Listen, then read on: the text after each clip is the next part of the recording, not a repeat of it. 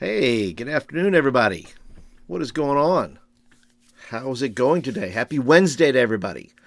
If you're brand new here and you're just sort of passing by and you don't know who I am or what I'm doing, my name is Paul Turner from thediscipleproject.net, and I get on here every Wednesday, every Wednesday, 2 p.m.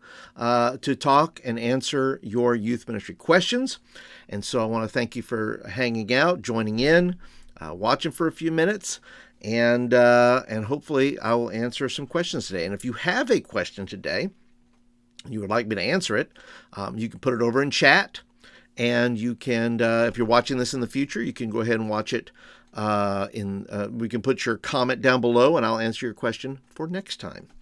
So, but yeah, welcome in, everybody. Be sure to leave. I would love to know where you're watching from, so be sure to leave that as well, just so I can get an idea of, I've had all kinds of people from all kinds of places. And I'm super excited to just share some time with you. I know it's Wednesday, and so you might be a little bit busy getting ready for youth tonight. I am getting ready for youth tonight. I got to go after this. I am going to be buying some stuff to make Italian sodas, and so I'm kind of excited about that. I've never done that with a youth group before. I find myself that as the older I get, I like to try new things. I don't like to do the same thing over and over again for my own sake, because once again, I sometimes I'm bored with myself. I'm just like, Paul, you got to change it up a little bit. So tonight I said, look, we're going to do some Italian sodas, and we'll see. So I texted my students and said, what flavors would you like? And they told me, and I said, okay. I said, that's what we're going to do. We're going to do those flavors, and I think pumpkin spice might be involved. So we'll have a pumpkin spice Italian soda. And I've had them before. I don't know if have any of you had Italian sodas? Because I believe I had. And they're the creamy, right? They're it's like it's basically it's a syrup, it's crushed ice, it's a little bit of half and half, and then some whipped cream, I believe. And so it's kind of a creamy carbonated drink, if I remember correctly. So, like I said, it's been a while since I've had them, so I'm stoked just to go ahead and have something new with our students today. And so I am ready to start answering questions here. Hopefully we got some people in, and you are ready to go. Give me some thumbs ups if you're ready to go. Are you ready you want some questions answered? And of course, if you have a question, leave it in the chat or make some commentary, whichever you choose to do. All right. Once again, if you're joining brand new, Paul Turner here from thediscipleproject.net. You can always check out things over here. I have over 1,300 blog posts. You can get to my YouTube channel if you're not watching this via YouTube right now. You can get to my store. You can get to all those things. If you need a link, though, I'll put them all down below in the doobly-doo. You can go to gumroad.com/youthmenresources, and you can find yourself some resources there if you're looking for a lesson tonight. Maybe you're like, Paul, I have no idea what I'm going to talk about tonight. Well, you can go over to gumroad.com/youthmenresources.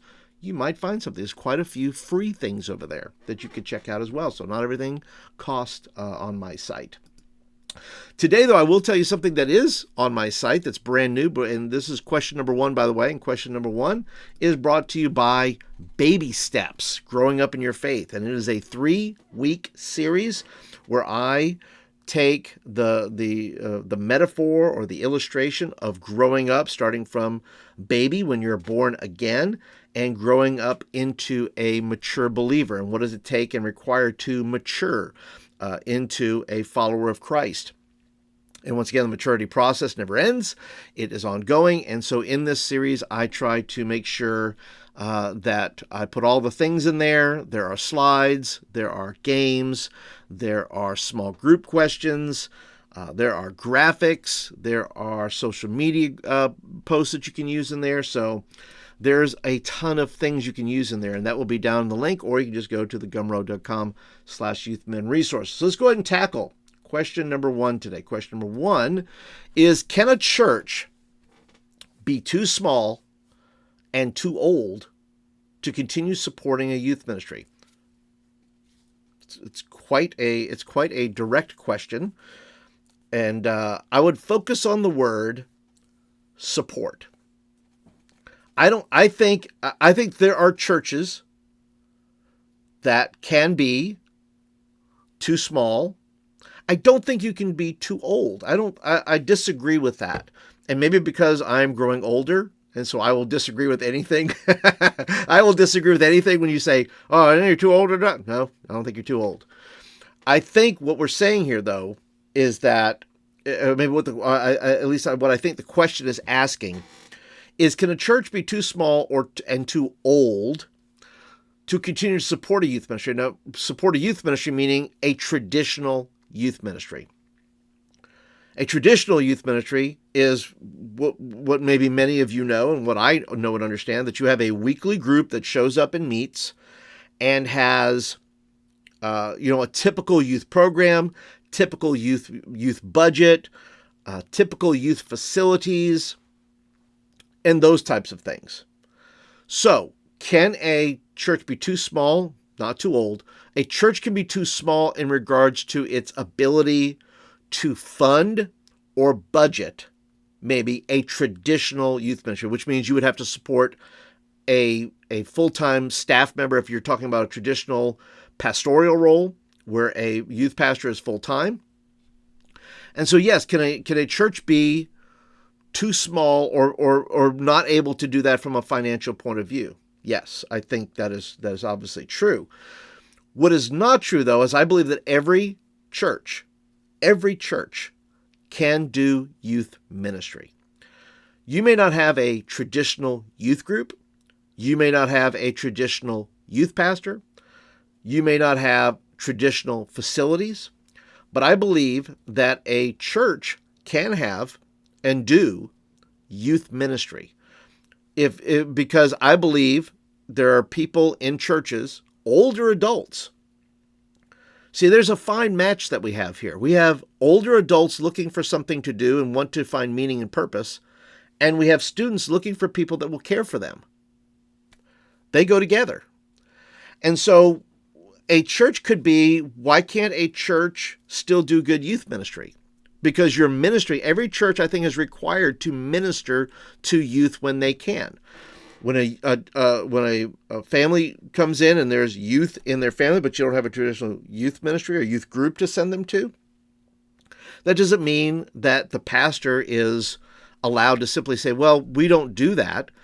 You still have an obligation, and the body has an obligation to minister to the young people that are in that church. They come every week.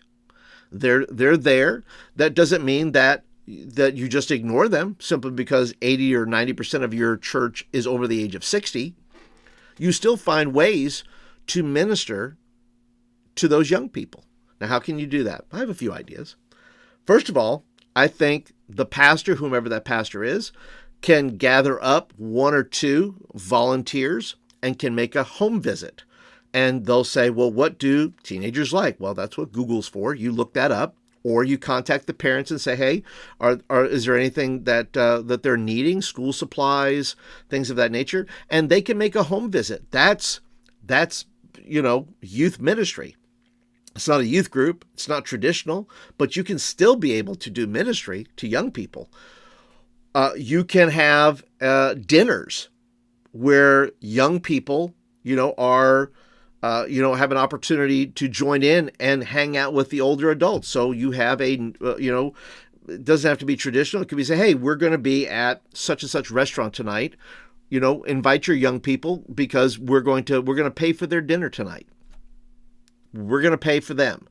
So if they have a couple of friends they want to bring, then let them come too. And they get to sit with the congregation and simply get to know. And then maybe if you're doing it at your church, you can have little question cards, because maybe sometimes older adults don't know what to say to young people and vice versa. So maybe you have some cards that are available that have questions on them that would say, hey, this is a great question. I remember doing this with a congregation one time. And they talked about, I said, what kind of music did you listen to when you were a teenager? Well, I had some adults in the congregation that said, well, I used to listen to classic rock like Van Halen or Motley Crue or those kinds of things. And the student would go, hey, I like those bands too.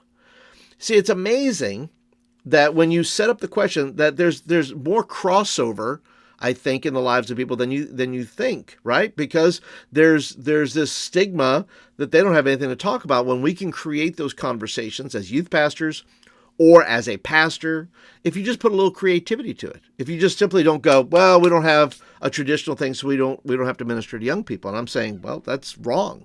That's incorrect. I still think churches have an obligation to minister to young people, even if you don't have a traditional youth ministry. Why not do things like school supplies? Have your congregation invest in school supplies where parents can drop by and pick up a thing of school supplies at the beginning of school. Maybe you could do a drop-in center where if your church may be older and don't have a church, but you say, hey, we're a drop-in center, you can come by and get a snack or a drink, and somebody will be there and maybe give you a brown bag of snacks or lunch or peanut butter and jelly sandwich or something like that, to simply say, hey, we're here. We don't have a traditional program, but we can still offer something. We can still give something to young people. And so I would say the church, I don't think the church can be too small and the church cannot be too old to support a youth ministry. Once again, it can be too old. Maybe it can be too small. It can be too small to do a traditional youth ministry, but a church can't be too small or too old to support, pray for, right? Why not have some praying saints who, when they come into the drop-in center to grab a snack or grab something, go ahead and pray for them. Hey, do you have any prayer requests, things we can pray for?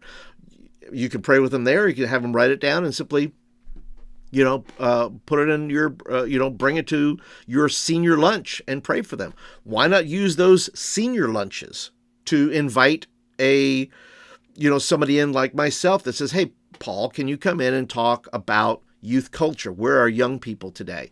How can we help? How can we as a congregation, though we don't have a traditional youth ministry, how can we in our community do youth ministry, even though we don't have a traditional thing? Invite somebody in. There's multiple ways to do it. And churches can do it if they want to do it. If they have the will to do it, they can still do ministry, regardless of size, regardless of age, regardless of all those things. A church that wants to do it finds a way to do it. And that's what I say. You're welcome to leave comments.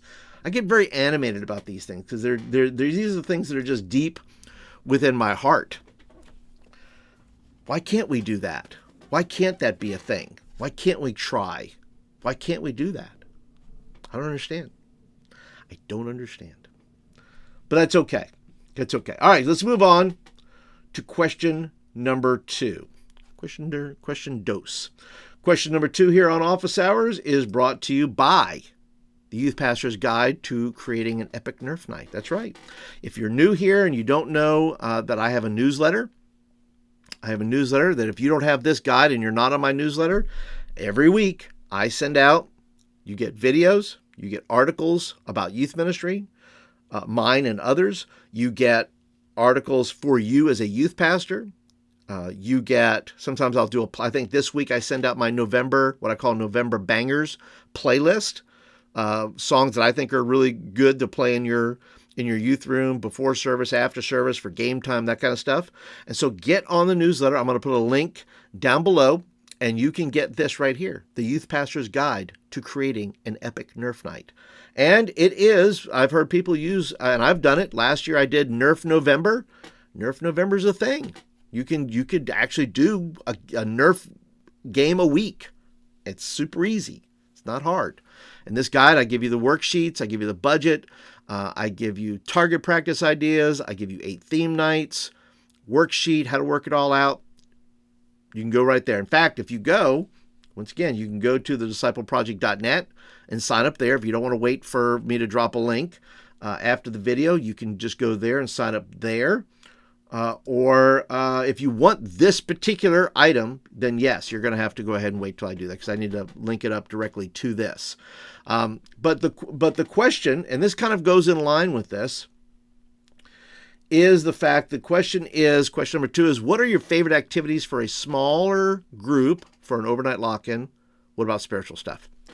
So I like lock-ins when I was 20. Now that I'm 55, I don't like lock-ins, and I don't do lock-ins. They're no longer in my DNA.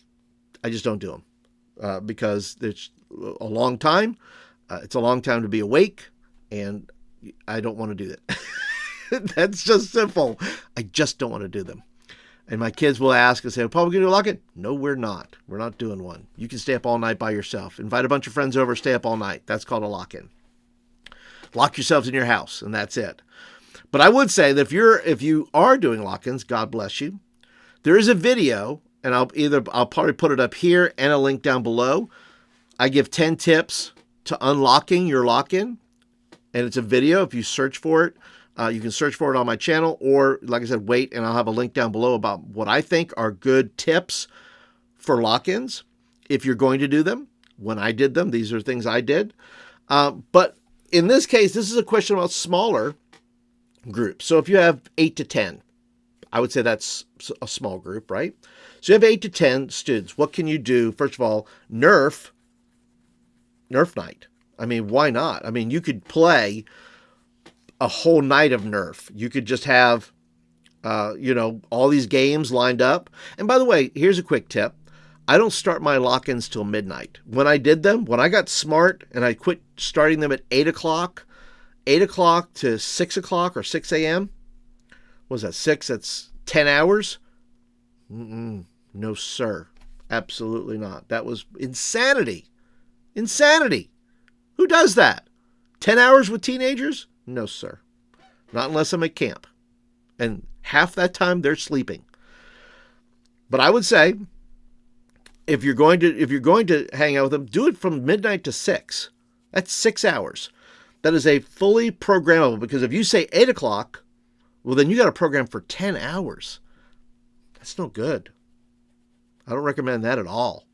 It's just, they're going to get bored. 10 hours, the trouble is brewing. So I would say, start at midnight. Yes, parents will have to drop off their kids at midnight, and I've had it, and I've done it. And they're like, okay, we'll drop them off at midnight, see you at 6 a.m., 7 a.m. for breakfast, and boom, you're in the programming zone. So for those small groups, though, the advice still stands. But small things, what do you do with 18 kids? Well, Nerf wars are perfect for that. You can do sardines is excellent fun. You can have bring a special guest in to do something special with them. It could be anything from, like if you have, if you want to do sumo wrestling, if you want to do an inflatable of some kind, a bounce house type of thing, you could do that.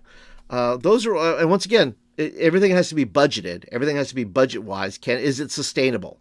So if you're going to do $20 a head, you have to do stuff that's within $20, within $20 a head. And if you have 10 kids, that's $200. So you got to figure out your budget with that. So if you do it with a smaller group, you can do sardines, you can do Nerf wars, you can do your traditional movie if you want to do that. Movies, I usually do movies from like 4:30 if they're 90 minutes long. Everybody kind of chills, watches the movie, and you can do that. You can do karaoke. You can do some sort of service project where the kids are working on something. Let's say there's something coming up and you want to put together, like if you do it in October or November, let's say, and you want to put together packages of groceries for upcoming, families in need in your community. You can do something that is aligned with your church. Maybe they need, something organized in order to put together these packages or something like that. And so you can do something that's service oriented as part of that. And it becomes just because how many other times are you going to have students together for that amount of time? You could work on your youth room as something fun. You could do redecorating, right? You could do redecorating. You could paint your youth room. You say, is that fun? Yes, it can be fun. But when are you going to have them for that amount of time? You get a lot done in that short amount of time. And you could paint your youth room. You could redecorate. I have some design ideas. I'll put those down there as well. I think I got about 50, 60 videos of just nothing but youth room design. You can check that out. But you can, once again, you could do it in teams. You can have teams, right? That's 2 teams, right? If you have 10, you have 5 and 5, and do like an Olympics type of thing. You can do it where, hey, it's time for the competition, and you have 2 or 3 games during the night for competitive things. You can, find you can go outside.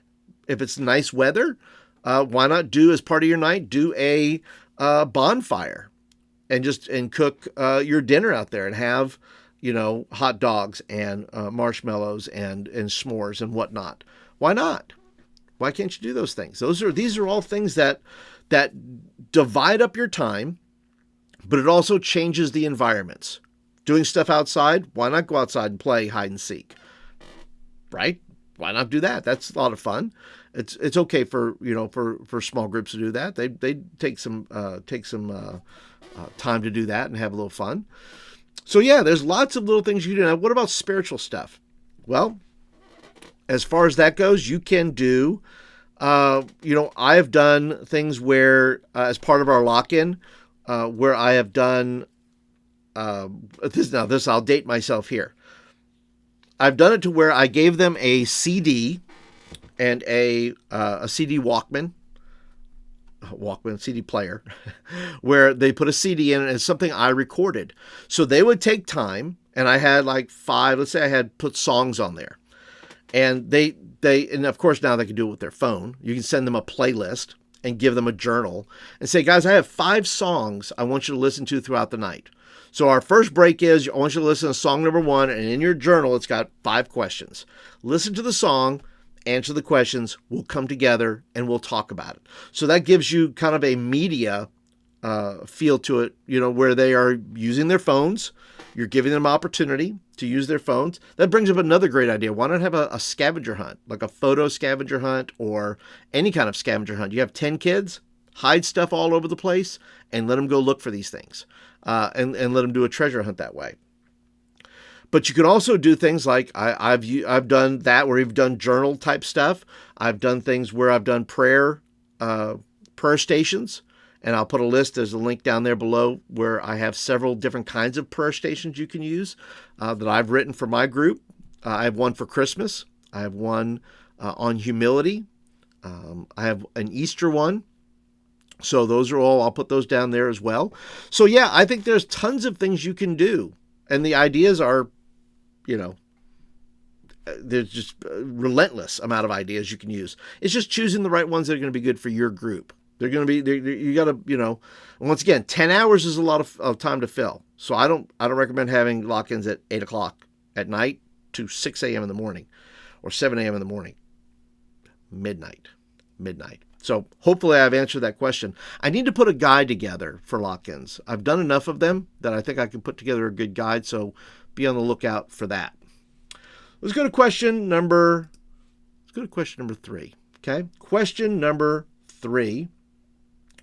Is I bring to you via, this is brought to you by coaching. If you are interested, I do youth ministry coaching. That's why I have this channel. That's why I have a newsletter. That's why I have a podcast. If you're not familiar that I have a podcast. The fact that I do all these things is because I'm interested in educating and motivating youth workers to stay in youth work as long as they can, as long as they want to, but so many youth pastors check out. So many youth pastors are getting tired. Last I heard, there is a youth pastor deficit. It's hard to hire youth pastors these days because churches use them up, drain them, and then, replace them like a spare tire somehow. But eventually that runs out because the word gets out that, hey, by the way, your church is using them up and sucking them dry and not treating them well and not treating them nicely. And so they leave. And so the church has become a place where people don't want to work because it's not working in the favor of youth pastors. Youth pastors are and I understand. Hey, look, I understand calling. I understand all those things.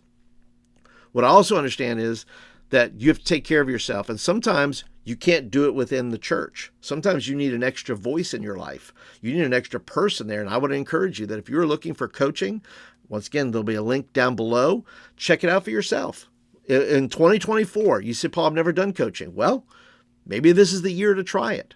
You've tried everything else. You've tried Googling. You've tried getting support from your church. You've tried a bunch of things. And maybe you're on the verge of quitting. Well, maybe it's time to try something new. So go ahead, check out my coaching. It'll be worth every penny you have because we meet twice a month, 90-minute sessions. We meet for 3 months.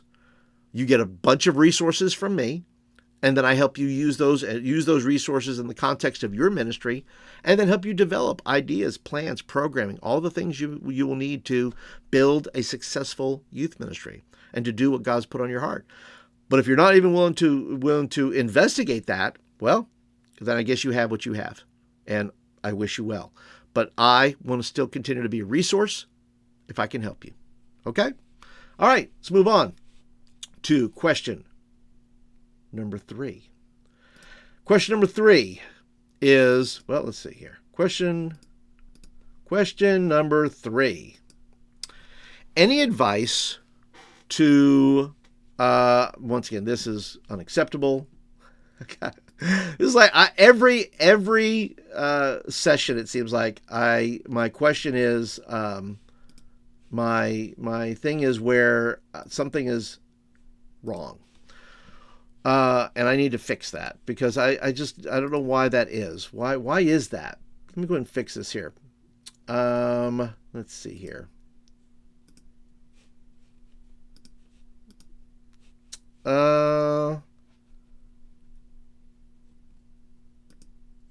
Let's see if we can fix this to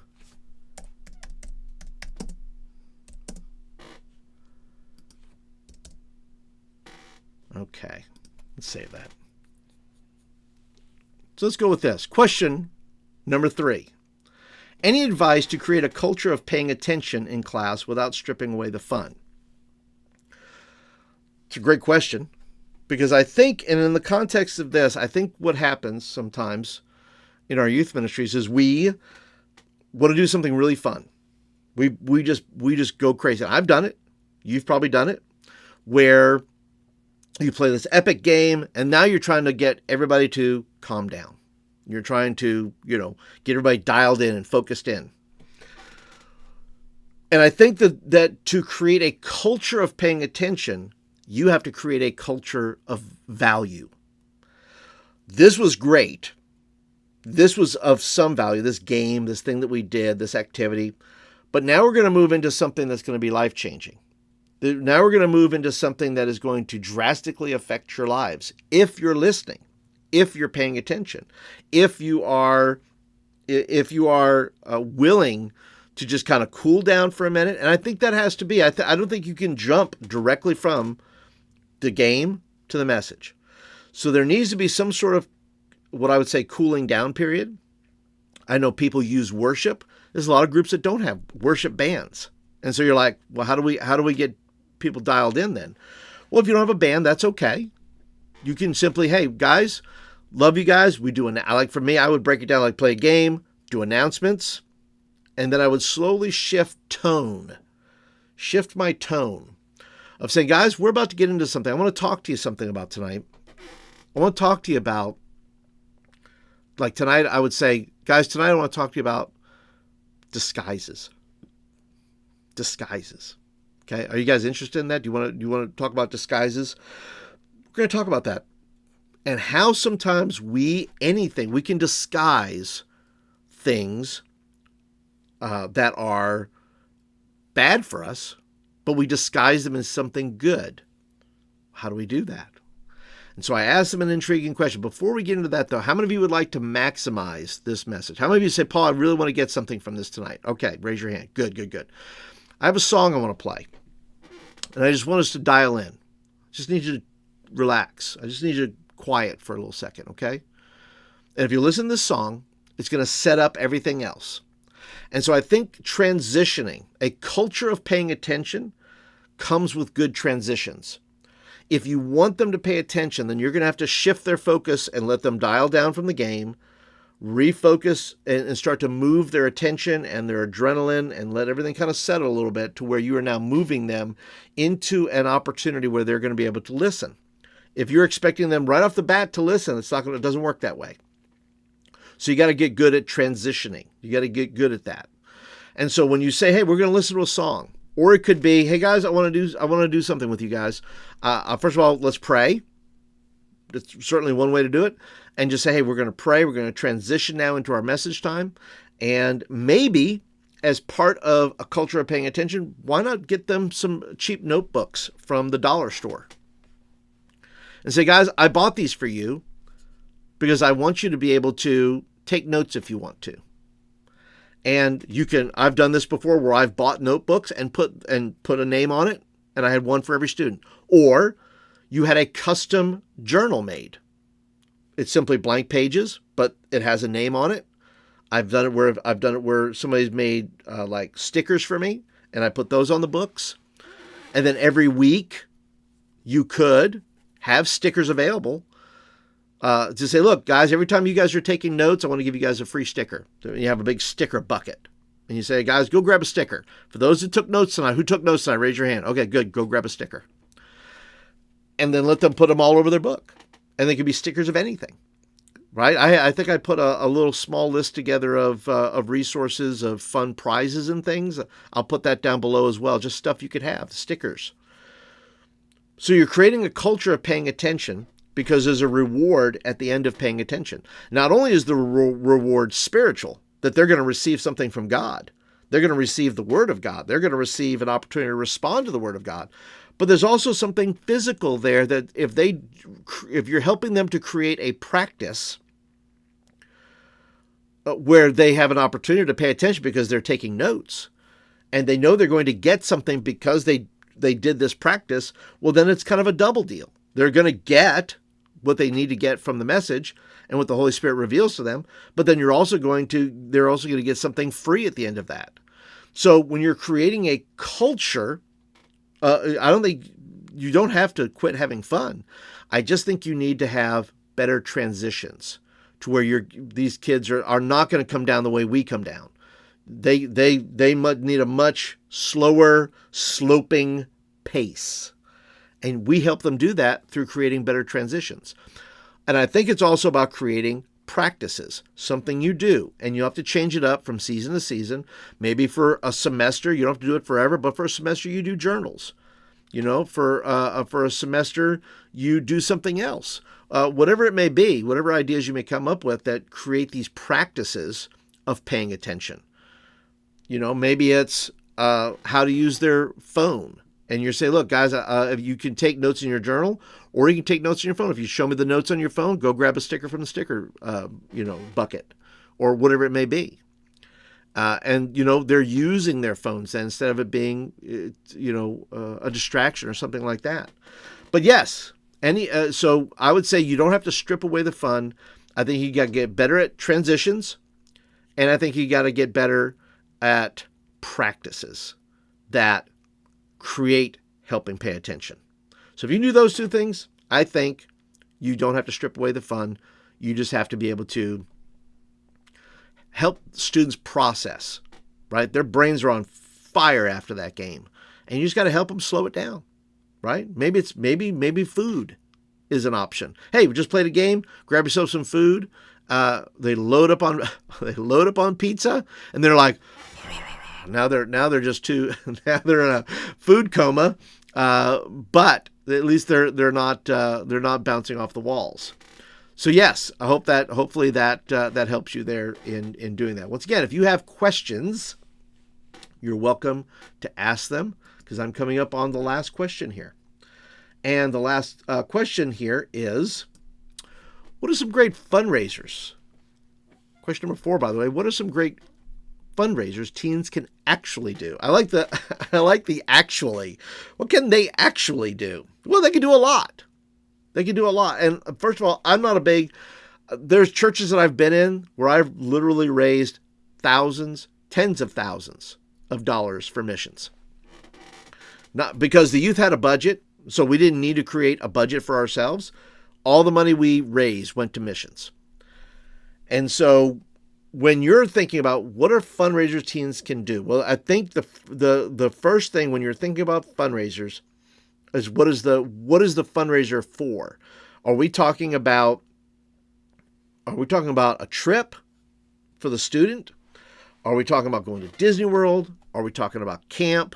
Are we talking about the homeless shelter down the street?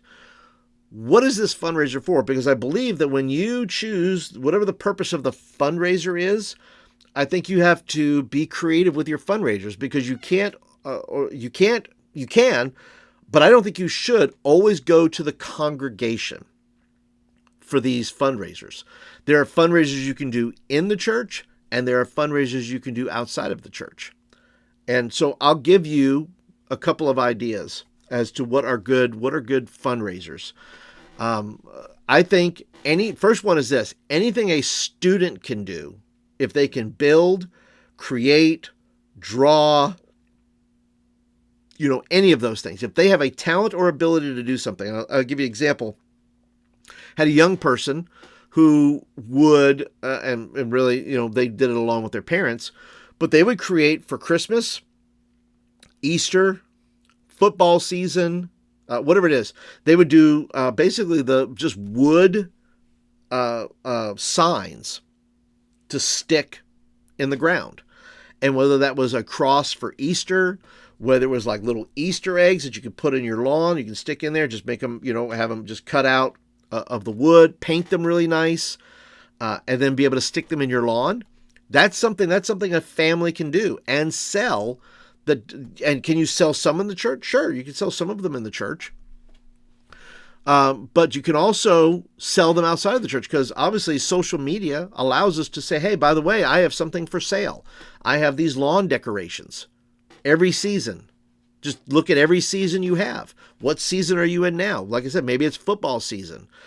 Maybe it's baseball season. And you have a professional team in your town that people really love, or competing teams, whatever it is. And so you can have them do something like that. You can, for something inside the church, you can do something. Let me show you a couple of pictures here. So we did a spaghetti dinner. Dinners, lunches, all those things are great for students to participate in, because they can serve. A lot of times I had my students, dress black pants, white shirt, just like you would in a restaurant, because they would serve. And they would, stand out. If it was a sit-down dinner and we were bringing them their meals, that's one way to do it. It could be the type of meal you do. It can be an evening meal. It can be a meal right after church. And one we just did recently, we raised money for missions. So we had set a $1,000 goal for missions. And they wanted to do, students want to do terrible things with my hair, which I don't have very much hair, but they want to do something terrible. They're going to color it. They're going to do something weird with it, which is fine. I mean, it's not like I have a whole lot to lose anyway. But in doing this, we said, well, let's do a spaghetti luncheon. Spaghetti luncheon, $75. It cost. I had adults who I talked to beforehand. My wife did. My wife helped me out. Thank you, Kim. Where she would call some of the ladies, say, hey, could you bring some desserts?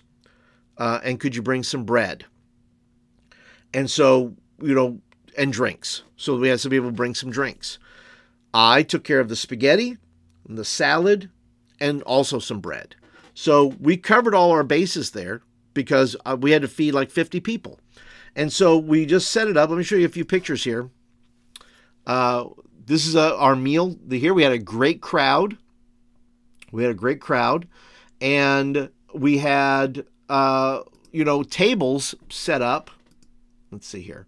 We had tables set up from our missionaries. And our missionaries we raise money for something called Speed the Light. And Speed the Light is, what is predominant there is that missionaries need vehicles to get around in. They need a new vehicle, because a lot of the mission places there's a lot of, rough terrain and things of that nature. And so when we look at this, we say, okay, what can we do to the table? So we had students draw a bunch of roads on the tables and then put cars, Matchbox cars on there. And then you had, you had, once again, more, putting roads on the tables and things of that nature. And so there was a lot of really fun ways of doing this. And we raised $800 for missions. And that's after the $75 we took out, the $80 we took out for the actual cost. And so we raised $800 in addition to what we had already raised. So now our students, I think, are like $140 away from their $1,000 goal for the end of the year, which I think is fantastic. So doing simple things, simple fundraisers like this, that teens can do. They can serve food. They can, you could do a weekend fish fry and open it to the community. You could do it in a parking lot where, say, hey, if you maybe at a grocery store, say, hey, we're going to sell, we're going to do a fish fry and we'll buy all the fish from you. We'll buy all our supplies from you and we'll have a little fish fry out here, out in the parking lot. Would you let us do that? And then take the afternoon. Obviously, there's seasonal things. I used to sell Christmas trees every year for our ski trip. We sold fireworks. There's firework companies that, those stands that you see. Well, you can do fireworks. Fireworks is a great idea. You'll make some money doing that. And then you rotate people in and out. And you do it for about almost a month. And it takes a lot of work, but you do raise quite a bit of money. So if you're wanting to raise money for camp or things like that, then fireworks is a great idea. So there's everything you can do. There's everything from what can an individual do to what can you do as a group to what can you do based on the seasons. And students, no matter what, have to have some skin in the game. It can't just be a bunch of adults doing it for them. Students have to be able to do that. But I believe these are all great fundraisers that teenagers can do. And hopefully, whatever you're thinking, you let me know. I would love your thoughts in the comments. What's a fundraiser that has worked for you? Leave that down below because that's going to be helpful to somebody else. Well, that's it, guys. That's the questions that we covered today. Those are the 4 questions. I hope that you enjoyed listening today. I hope that you enjoyed being a part today. Once again, if you have questions, if you have youth ministry questions, be happy to answer them. You can leave them down below. You can leave them in the chat. And if there's any way I can serve you, all the links to everything that I just talked about will be down in the doobly-doo down there if you're on YouTube, or if you're on Facebook, I'll leave some links there as well. So, but that is it for today, guys. Thank you guys so much for watching, and I will catch you guys next Wednesday, 2 p.m. Central Standard Time. And if you're not subscribed, if you're watching this via YouTube and you're not subscribed yet, go ahead and click that subscribe button. And don't forget to hit the thumbs up button as well. And share this video with somebody. Why don't I just throw that in there as well? Share this video with somebody that says, hey, this guy has some good advice on youth ministry. Share it with your network. Share it with some people you know. But that's it for today, guys. Thank you so much for watching. Appreciate you being a part. And I'll catch you guys in the next one. Have a great day, everybody, and have a good youth service tonight. Bye.